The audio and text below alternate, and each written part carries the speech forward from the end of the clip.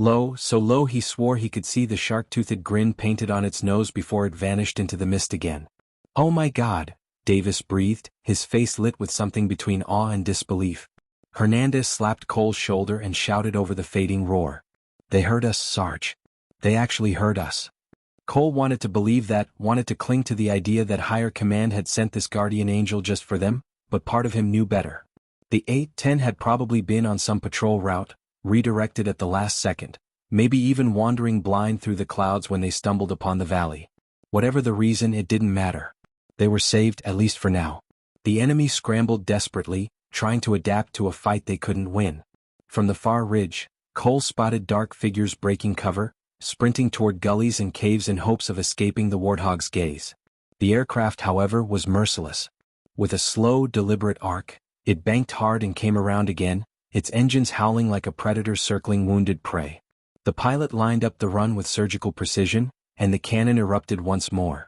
The rounds ripped through the fleeing fighters, throwing men and dirt into the air as if the very ground had turned against them. Cole's men ducked again, instinct forcing them low even though the fire was not meant for them. When the dust cleared, the ridgeline was pocked with smoking craters, blackened bodies scattered like broken toys. For the first time since morning, Cole allowed himself a breath that wasn't laced with despair. He could feel his men drawing strength from the sight, their slumped shoulders straightening, their weary eyes sharpening with the spark of survival. Even Lando, weak from blood loss, managed a half-smile as he whispered, "Warthogs singing for us." Cole nodded, his heart still pounding from the shockwave of the cannon. He knew the battle wasn't over, an A-10 couldn't stay forever, and the enemy was notorious for melting into the terrain only to return once the skies cleared. But in that moment, survival seemed possible again. The Warthog didn't just rely on its cannon. On its third pass, the pilot released a pair of rockets that streaked into the enemy's fallback position at the northern ridge. The explosions were deafening, hurling debris skyward in fiery blossoms. Cole ducked instinctively as a rain of rock and dirt pattered down around them, but his grin widened. "That's payback," he muttered under his breath.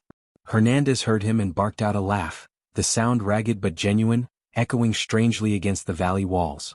For a heartbeat, it almost sounded like victory. Yet Cole's years of combat kept him from celebrating too soon. He knew better than to underestimate men hardened by endless guerrilla war. Already, between the crackles of thunder and cannon fire, he could hear enemy commanders shouting orders. New gunfire rattled from the south, sharper, more desperate.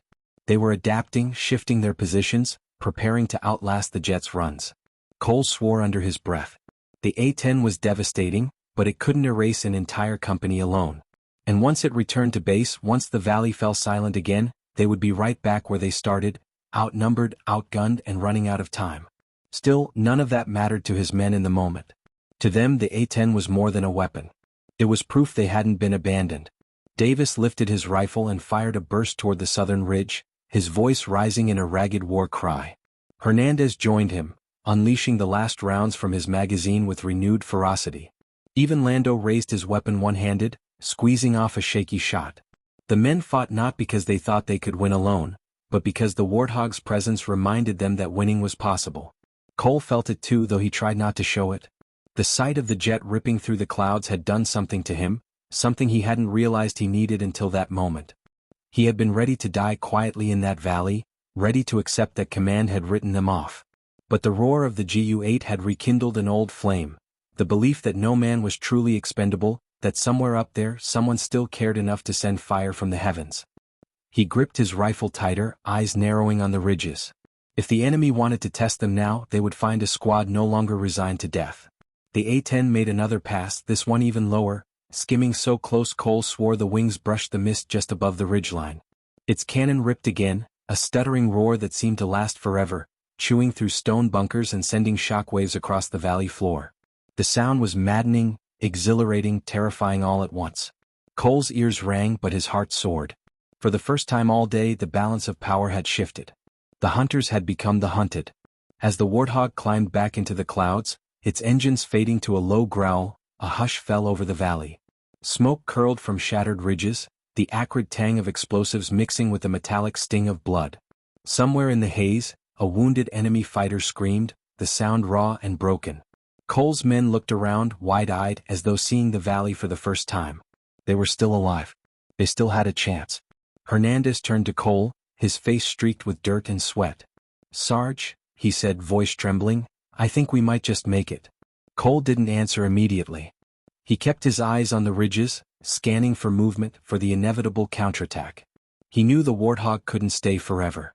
And when it left, the enemy would return, angrier and hungrier than before. But for now, in this fragile pocket of time, he let his men believe. He let himself believe. The 8-10 had come when no one else would. And sometimes, he thought, that was enough to turn despair into defiance, enough to carry men through the darkest of battles.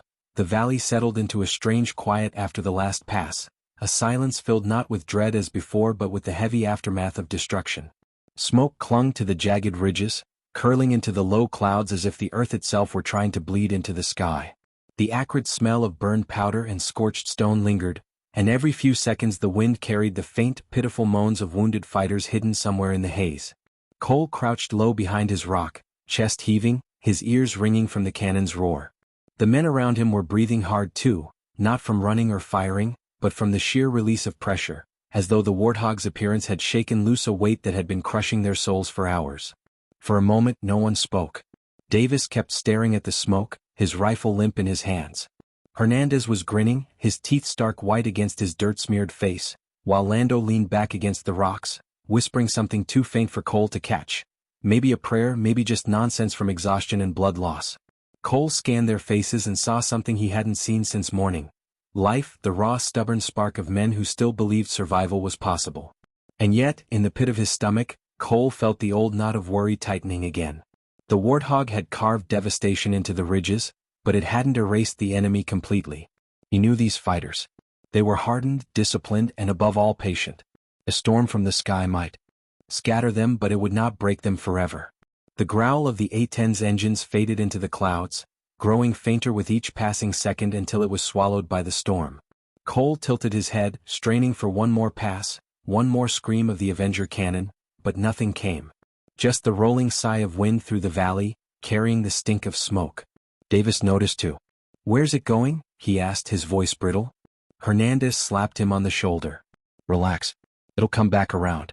Just catching a breath. But Cole wasn't so sure. He knew fuel limits, knew mission clocks, knew that aircraft couldn't loiter forever. The A-10 had done its job, softened the kill zones, given them a chance. But would it stay? Would command even allow it in this soup of weather, where visibility shrank to 100 meters? He doubted it. Minutes dragged by and the initial relief began to crack. Davis fidgeted with his rifle, Hernandez chewed nervously on the edge of his glove, and Lando's eyes kept slipping closed despite the pain etched into his face. Cole leaned out cautiously from behind the rocks, scanning the ridges. The northern slope was cratered and blackened, bodies sprawled in grotesque heaps. But further south he caught movement, dark shapes slipping between boulders, regrouping. The enemy hadn't fled. They were adjusting. Worse, they were learning. Cole felt his throat tighten. "Eyes up," he ordered softly. "They're coming back." The first shots cracked seconds later, sharp bursts from the southern ridge. Dirt spat near Hernandez's boots and he dropped flat with a curse. More fire followed, echoing across the valley in ragged but determined volleys. The enemy wasn't taunting anymore. They were pressing hard and fast, eager to reclaim the ground lost to the warthog's fury. Cole snapped off a burst from his rifle, the recoil jarring against his bruised shoulder. Davis followed suit, his face twisted in a snarl. The firefight reignited with brutal suddenness, the fragile hope of minutes ago swallowed by the harsh reality of survival. Cole's men were running low. Every trigger pull was a calculation now, a gamble between wasting rounds and buying seconds of life. Hernandez reloaded with shaking hands, muttering under his breath, "Come back, bird, come back." But the sky remained empty. The storm clouds churned above, indifferent to the men below, offering no sign of salvation. Cole knew the warthog might never return. Maybe it was already gone, banking for home, its pilot unaware of how desperately 4 men in a valley needed it still. The thought gnawed at him, but he pushed it aside. He couldn't afford to wait for help that might never come. "Shift fire south." Cole barked, directing his men's dwindling ammunition toward the advancing shapes. Bullets cracked against rock, sparks flashing in the mist. The enemy pressed lower, trying to flank them, their voices rising in harsh shouts that echoed off the walls. Cole felt the ground tilt beneath him, the fight slipping from their control again. He bit down hard, forcing himself to focus. They had to hold. The A-10 strikes had bought them a window and they had to make it count. Hernandez suddenly yelped, his rifle clattering from his hands as a round grazed his side. He dropped to the dirt, clutching his ribs, teeth clenched in pain. Cole crawled to him, dragging him behind cover as bullets shredded the space they'd occupied seconds earlier. Hernandez was bleeding but still conscious, his face pale. "I'm good," he gasped. Just a scratch." Cole knew it was more than that, but he didn't argue. They didn't have time for fear. He shoved Hernandez's rifle back into his hands and nodded. "Then keep firing." Hernandez gritted his teeth and obeyed, propping himself up against the rock and squeezing off rounds through the haze. Davis was shouting now, his voice ragged with both fury and desperation. "We can't hold them, Sarge. We're out of time." Cole wanted to snap back, wanted to crush the panic before it spread, but the truth weighed heavy in his chest. They were running on fumes. Another push and they'd be overrun. He glanced at the sky one last time, as if sheer willpower could summon the warthog from the clouds. Nothing. Just the gray veil of storm. And then the ground itself seemed to tremble. A faint growl at first, distant, almost mistaken for thunder, but deeper, steadier, unmistakable. Cole's heart kicked. He froze, listening. Hernandez heard it too, his bleeding lips curling into a grin. "That's it. That's her." Davis's head snapped up, disbelief in his eyes. The sound grew, swelling again into the valley, that mechanical roar that was more beast than machine. Cole felt his chest flood with raw relief. The warthog hadn't left. It had circled back, climbing through the storm only to dive once more into the fight. The enemy must have heard it too, because their fire stuttered, their movements suddenly urgent and panicked. Shadows broke from cover, scattering. Cole watched with a grim smile as the gray silhouette ripped through the clouds again, wings bristling, nose angled toward the ridgeline. The cannon thundered, tearing the valley apart with renewed fury. Cole ducked instinctively as the shockwave rolled over them, dust and rock pelting down. The ground shook, the ridges erupted, and the enemy's attack collapsed in screams and silence. For the second time that day the A-10 had come when they thought no one would. Cole gripped his rifle tighter, his chest burning with something fierce and unshakable. Maybe they could survive this after all. The second return of the warthog was even more devastating than the first. It roared through the valley like some wrathful god descending from the storm, its cannon vomiting a line of fire that chewed straight across the southern ridge where the enemy had massed for their counterattack. The sound was so violent it seemed to tear the air itself apart, each burst a gut punch that shook the men to their cores. Rocks shattered into plumes of dust. Trees splintered. Figures that had moments earlier been advancing with grim certainty were now flung like rag dolls into the smoke. Cole pressed himself low, covering his head as debris showered down, his lips curling into a hard smile. For hours they had been the hunted, but in that moment the battlefield belonged to them again. Davis hollered something incoherent, part laughter and part battle cry, as he rose halfway from cover to fire at the scrambling shapes across the valley. Hernandez, blood seeping from his side, propped his rifle against the rock and squeezed off bursts with renewed vigor. Even Lando, his face as pale as parchment, forced himself upright, raising his weapon one-handed and firing into the chaos. The squad had almost nothing left in their magazines, but the thunder of the A-10 made every bullet feel heavier, more meaningful, as if their small arms were echoes of the great cannon above. For the first time all day Cole didn't have to bark orders. The men moved with instinct, united by a common surge of defiance. The warthog banked again, slow and deliberate, circling through the clouds like a hawk preparing for another strike. Cole's trained eyes followed its path, noting the way the pilot dipped low, then climbed again to line up the angle. Whoever was flying that beast wasn't just skilled, they were fearless. Flying that low and weather this thick was suicide if you weren't precise, but the pilot did it again and again, threading the storm like it was second nature. Cole found himself silently thanking the stranger in the cockpit, though they would likely never meet. In that moment, their lives belonged entirely to that unseen pilot's resolve. The next strike came with rockets. Twin streaks of fire shot down into the northern slope, exploding in concussive booms that rolled across the valley. The ground shook beneath Cole's knees, rattling loose stones down the hillside. Smoke boiled upward, thick and black, mixing with the mist until the whole valley looked like a cauldron of war. The enemy, so confident just an hour ago, was breaking apart. He could hear their voices now, panicked shouts in a language he couldn't understand but recognized all the same: fear. They were scattering, pulling back into gullies and caves, no longer predators but prey desperate to escape the hunter's gaze. Cole allowed himself a thin smile, but he didn't let it grow. He knew better. The warthog was powerful, but it was also temporary. Sooner or later, it would run dry of ammunition or fuel, or orders from above would pull it back. When that happened, the valley would still be crawling with fighters and Cole's squad would still be bleeding, exhausted, nearly out of ammo. The A-10 gave them breathing room, maybe even a chance to survive, but it didn't guarantee salvation. That reality sat heavy in his chest even as his men shouted in triumph around him. Hernandez leaned against the rock, grinning through the pain. "Sarge, you see that? Lit him up like a bonfire." His laughter turned into a wince as he pressed a hand harder against his bleeding side. Cole crouched next to him, checking the wound quickly. It wasn't fatal, at least not yet, but without medevac, it was only a matter of time before blood loss took its toll. Cole ripped a strip of cloth from his sleeve and pressed it against the wound, tightening Hernandez's makeshift bandage. "Stay with us," he muttered. Hernandez gave him a thumbs up, though his hand trembled. Lando was worse off. The young private was trying to reload, but his hands shook too violently. Cole saw the grayness in his skin, the glassy look in his eyes. He crouched by him, steadying his rifle. "Save your strength," Cole told him. Lando gave a weak nod, managing only a whisper, "Just keep me in the fight, Sarge." Cole's throat tightened. He clasped Lando's shoulder firmly, then returned to scanning the ridges. He couldn't let the kid know how slim the chances were. He couldn't let any of them know. The warthog made another screaming pass, its cannon raking the far slope. The ground thundered, the ridges erupting in sparks and smoke.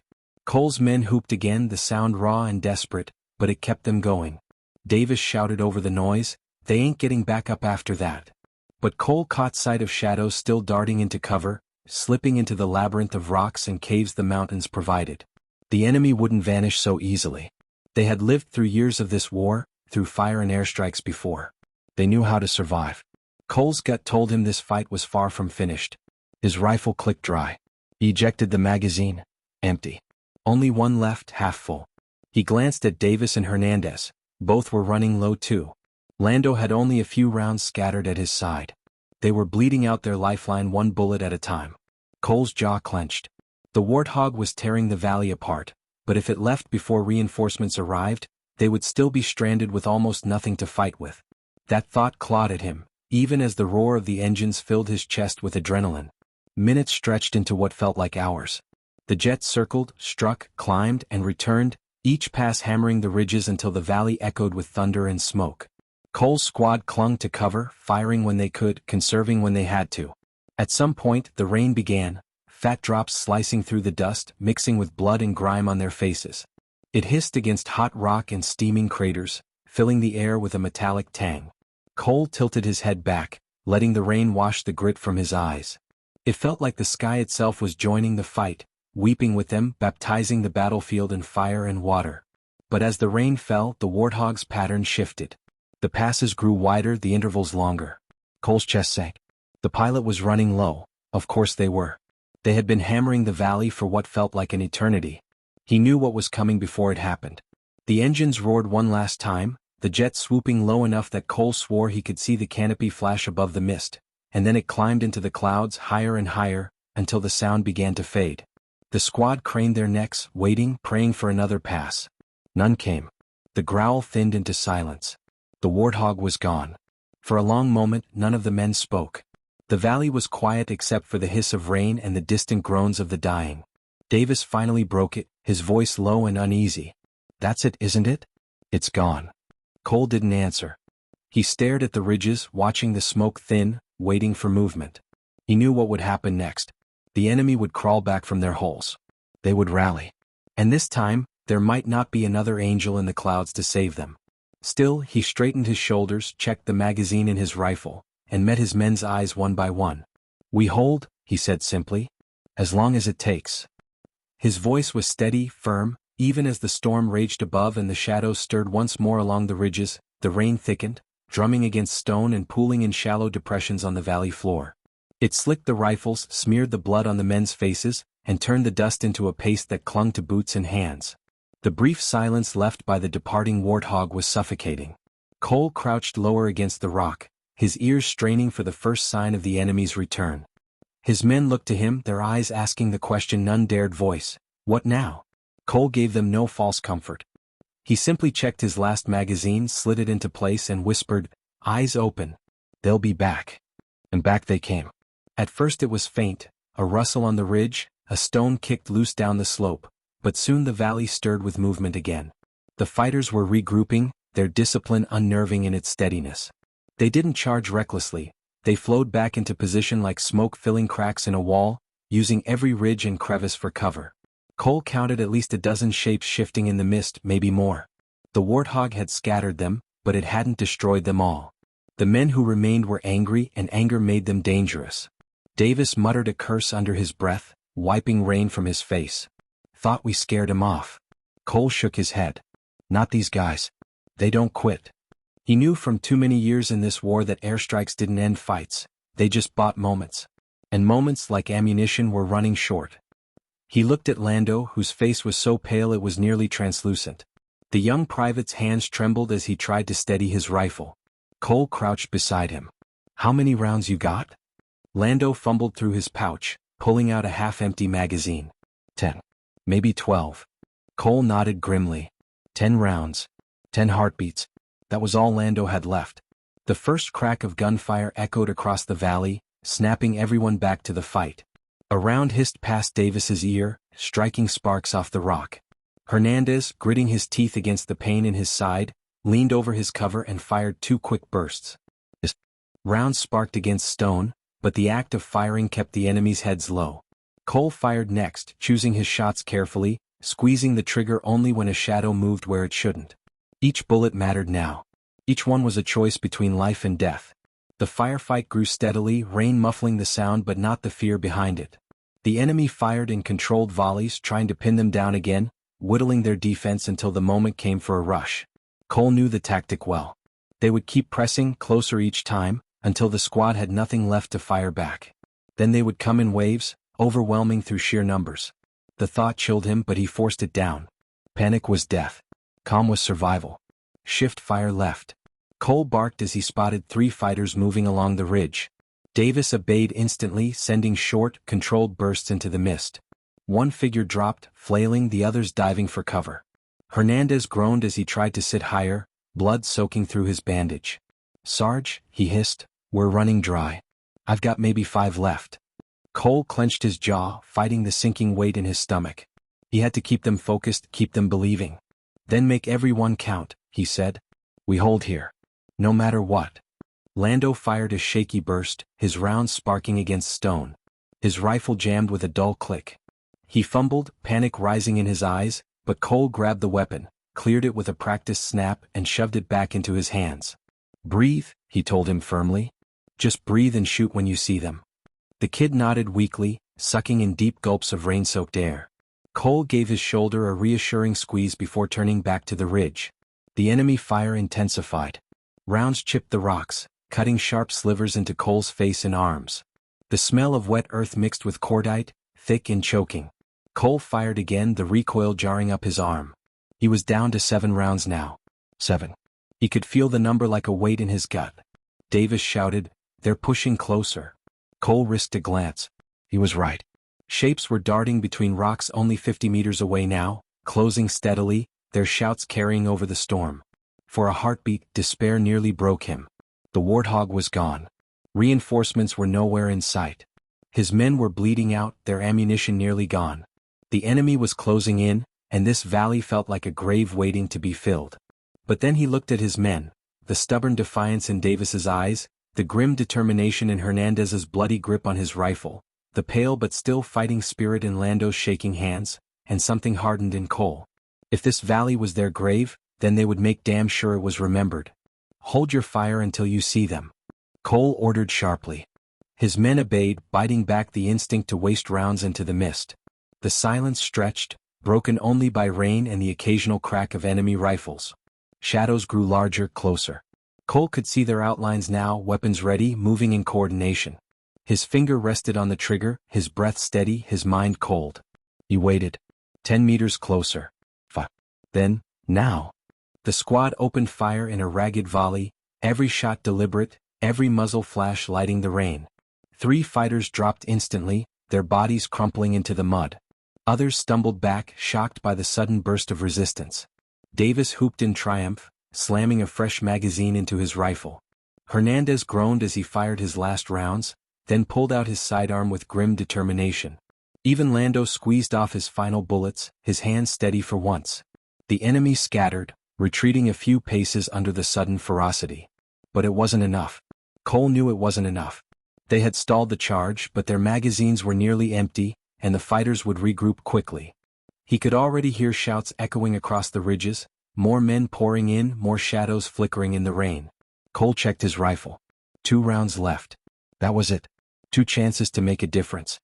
He exhaled slowly, gripping the weapon like it was the only thing tethering him to life. The enemy's fire built again, harsher, closer, determined to break them once and for all. Bullets tore through the rocks, one round grazing Davis's helmet and knocking him flat. He cursed, dazed but alive. Hernandez groaned, slumping lower as blood soaked his side.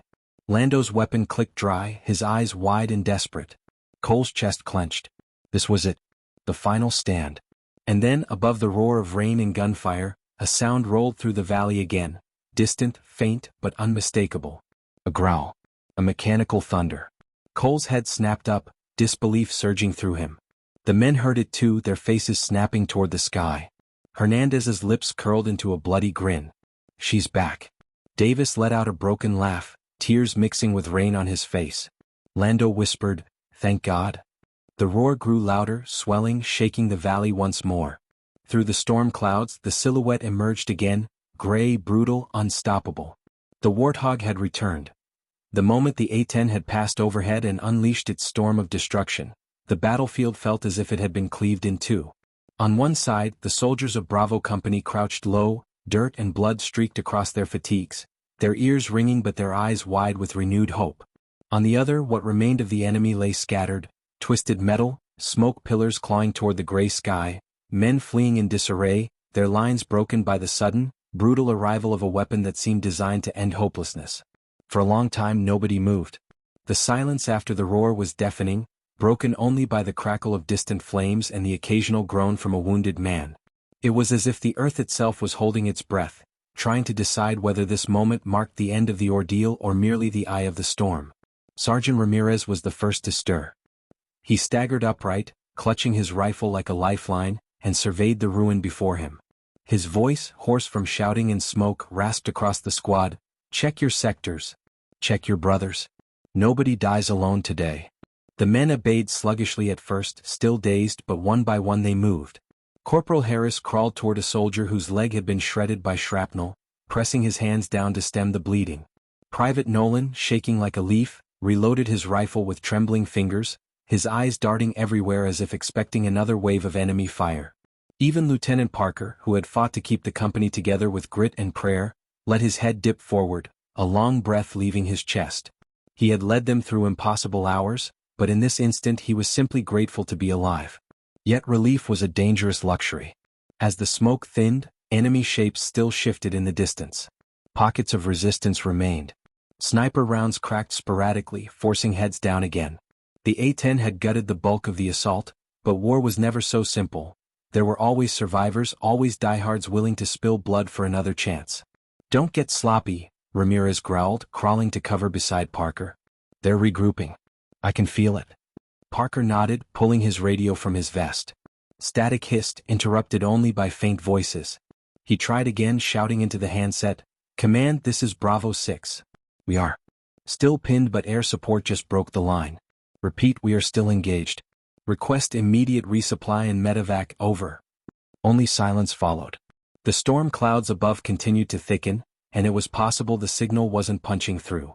The thought of being cut off entirely, even after such salvation, tightened Parker's throat. The men held position, exchanging fire with enemy stragglers. Bursts rattled from broken walls, short arcs of tracer fire slicing through the gloom. Harris cursed as rounds chipped concrete inches from his helmet. Nolan fired blindly back, his teeth gritted, his courage stretched to breaking but holding by the thinnest thread. The battlefield was now an ugly stalemate, too broken to maneuver, too hostile to rest. The wounded cried out for morphine, for water, for home. The air reeked of cordite and iron, mingling with the acrid smoke of destroyed vehicles. "We can't stay here," Ramirez muttered. "If they regroup they'll overrun us." That hog won't circle forever. It was then, almost as if on cue, the low thunder returned. The soldiers craned their necks, hearts surging. Through a tear in the clouds, the gray beast descended again. The A-10, its shark mouth painted beneath the cockpit, wings laden with payload. Its engines hummed a dreadful promise, the kind only friends found comforting. Over the radio, a calm voice finally crackled, "Bravo 6, this is Thunder 3-1. We've got eyes on you. Hold tight, friendlies marked with smoke." Parker nearly wept at the sound of it. His hands shook as he tore a red smoke canister from his vest, yanked the pin and lobbed it into the open. A plume of red bled into the mist, the signal of the desperate. "Copy 3-1, red smoke is ours," he yelled, praying the pilot could hear. The A-10 banked wide, its engines rumbling like a predator circling prey. Then the GU-8 opened again, its roar splitting the heavens. The enemy's attempt at regrouping dissolved in an instant, torn apart by the merciless rain of depleted uranium. Trees splintered, earth erupted, and men vanished in sprays of dirt and blood. The soldiers of Bravo Company watched in awe, some shouting encouragement, others whispering prayers of thanks. The A-10 made one, then two, then three passes, each time peeling back the enemy like paper. By the time it ascended and vanished once more into the clouds, the battlefield had been scoured clean of any organized threat. The silence that followed was different this time. Not the tense pause of uncertainty, but the heavy quiet of victory. Still, Parker knew they were far from safe. He crouched beside Harris, whose hands were slick with another man's blood, and pressed a hand to his shoulder. "We're getting out of this," Parker said, steady and certain because he had to be. Harris only nodded, exhaustion painting lines across his dirt-streaked face. Around them, the wounded were gathered, makeshift tourniquets pulled tight, field dressings slapped into place. A few men had already slipped beyond help, their bodies draped with jackets to shield them from the sight of others. Loss was part of the cost, but today at least most of them still breathed. And that mattered. That was everything. The radio crackled again. "Bravo 6, this is Thunder 3-1. Medevac birds are en route, ETA 15 mics. Sit rep." Parker seized the mic, his voice firm now. "Thunder, this is Bravo 6. Casualties heavy but holding. Enemy neutralized. We'll mark LZ with red smoke. Thank you." There was a pause, then the pilot's voice replied, softer, almost human in its weight. "You boys hang in there. You weren't alone. Not today." The word struck every ear in the company, and though no one said it aloud, each man carried it into his heart. They had thought no one was coming. They had braced to die alone in a forgotten corner of a hostile land. But the sky had split, and salvation had thundered through on titanium wings. As the minutes bled by, Parker allowed himself to sink against a chunk of ruined masonry, his rifle across his lap. His body ached, his ears rang and his eyes burned, but he refused to close them. Not yet. Around him, his men tended each other, voices low, movements careful, the brotherhood of survivors stronger now than ever before. The A-10's ghost still lingered in the air, its roar echoing in memory. For the first time in endless hours, Parker let himself imagine the taste of cold water, the sound of laughter, the sight of home. They had lived. They had endured. And though tomorrow might bring another battle, another desperate stand, this moment belonged to them. This fragile, bloody, miraculous victory. The storm had finally broken, not in the sky but in the ground beneath their boots. The aftermath of the A-10's intervention left the world in an eerie kind of silence, as if the earth itself was holding its breath after witnessing the fury unleashed upon it. Burned-out enemy vehicles lay twisted like carcasses of prehistoric beasts, smoke snaking upward into the gray afternoon sky. The acrid stench of melted steel and burned flesh mixed with wet soil, a smell so potent that no man who stood there would ever forget it. The platoon was alive, battered but alive, clinging to the miracle that had come screaming down through the clouds. Yet survival was not victory, and the soldiers knew it. For all the relief of their rescue, danger had not disappeared. The enemy was beaten but not destroyed, and men who had already tasted death once knew how quickly it could return. Sergeant Keller knelt behind the ruins of a charred tree stump, rifle cradled in his arms. He wasn't watching the sky anymore. He was scanning the ridgeline, looking for the inevitable counterstroke. His men were strung out along the ridge's broken crest, too exhausted to speak but too wired to rest. They had all felt the vibration of the A-10's cannons in their bones, that raw buzzing thunder that had ripped through tanks like paper. 4 minutes afterward, each heartbeat seemed synced to the rhythm of that sound, the memory of salvation carved deep into their chests. But Keller knew better than to trust silence. The enemy, brutal and disciplined, had not thrown their last card yet. This war was measured in patience as much as bullets, and the survivors crouching on that ridge had to be ready for both. Private Ramirez sat with his back against a boulder, trembling hands feeding a fresh magazine into his rifle. He had watched men he'd grown up with fall just hours ago, torn apart in the mud, and the sight of the A-10 swooping low had filled him with something raw and primal, a surge of hope that nearly made him weep in the middle of battle. Now though, hope wrestled with fear. He could hear movement in the distance, the muted scrape of boots or maybe just the wind dragging branches. He didn't know anymore. His ears rang constantly, a high-pitched whine that made it hard to tell what was real. He wanted to believe that the enemy had been shattered and would retreat, but every story he'd ever heard from older vets reminded him that enemies like theirs didn't retreat, they regrouped. Lieutenant Harris emerged from the smoke, his face streaked with grime and his helmet dented from a near miss. He moved like a man whose body had forgotten rest existed, but his eyes carried a fire that kept the platoon's fragile morale alive. He knelt beside Keller, speaking in a low tone.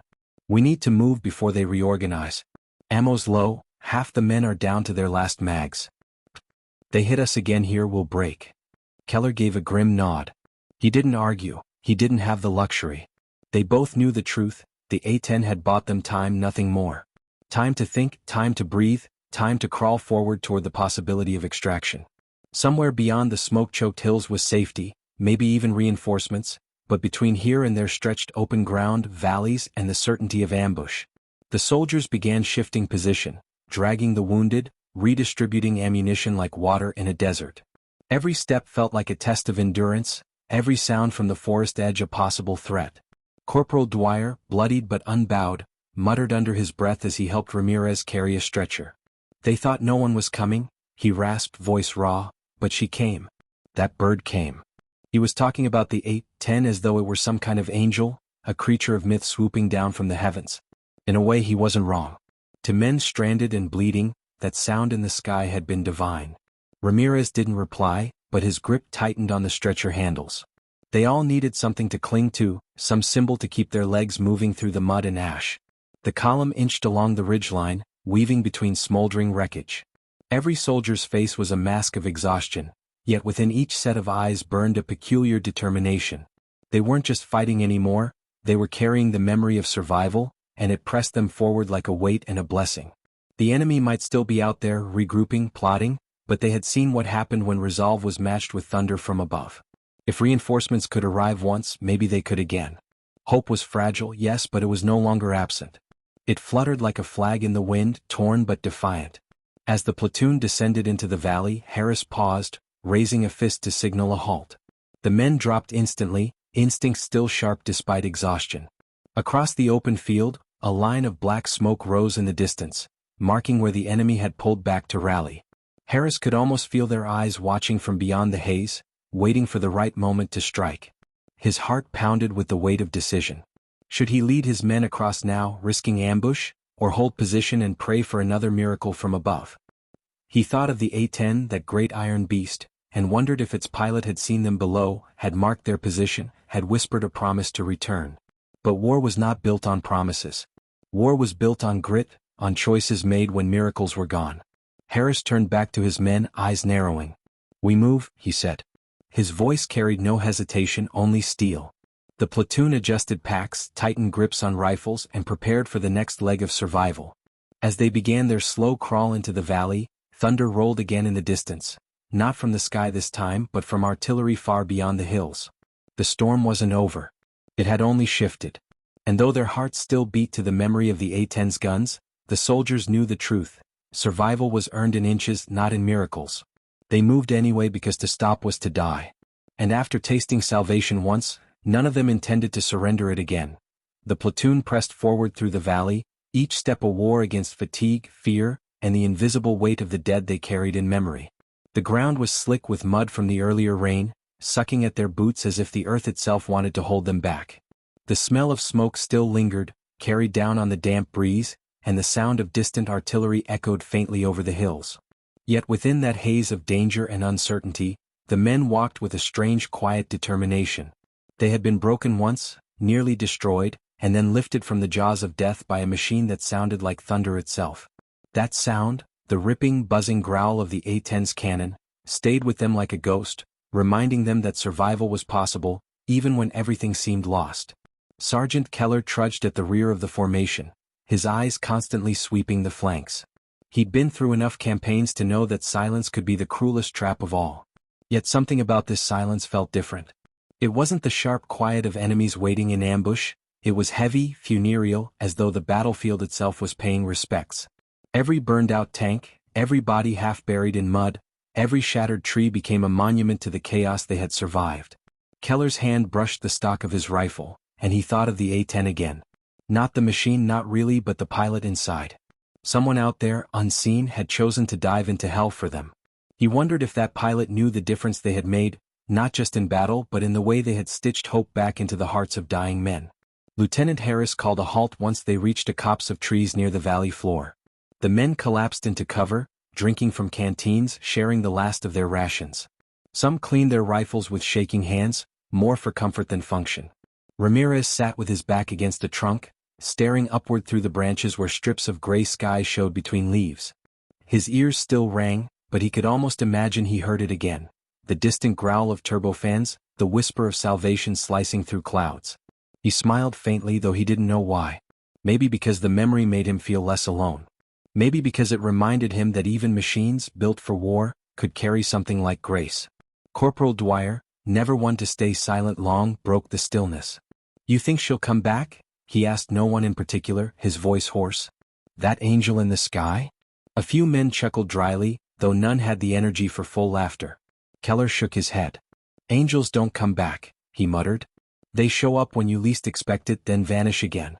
That's the point." But even as he said it, he found himself scanning the horizon as though half hoping, half dreading he might hear that unholy thunder again. Harris crouched nearby, studying a map smeared with dirt and blood. He knew the way forward would not be easy. The valley stretched wide, exposed, with ridgelines perfect for ambush on either side. Yet it was the only path to the extraction point. His men were too low on ammunition to repel another large attack, and too burdened with wounded to move quickly. Their only chance was to gamble on speed and hope that the enemy, still reeling from the A-10's wrath, had not regrouped enough to block them. Harris folded the map, tucked it into his jacket, and stood. "We move again in 5, he said quietly. "Stay tight. Watch the ridges." The words carried through the group like a current. The men stood, groaning under the weight of gear and stretchers. Some staggered, but none protested. They had crossed the line where choice no longer mattered. Now it was survival, one step after another, until fate declared otherwise. The platoon pushed back into the valley, boots sinking into mud, rifles clutched tight, eyes sweeping every shadow. Time stretched into a blur. Each minute felt like an hour, each hill crest a test of nerves. Somewhere above, crows circled, their cries harsh against the muffled quiet. Halfway across, the silence broke. A single crack rang out, rifle fire. A round snapped past Harris's head, splintering bark. Instantly, chaos erupted. Muzzle flashes sparked along the ridges, enemy silhouettes emerging like ghosts from the haze. The platoon dove for cover, bullets tearing the ground around them. For a moment, despair surged. This was it, the counterattack, the hammer falling on their battered bones. Men shouted, rifles barked, grenades arced through the air. The valley became a cauldron once more. Harris crawled through mud, shouting orders, rallying his men.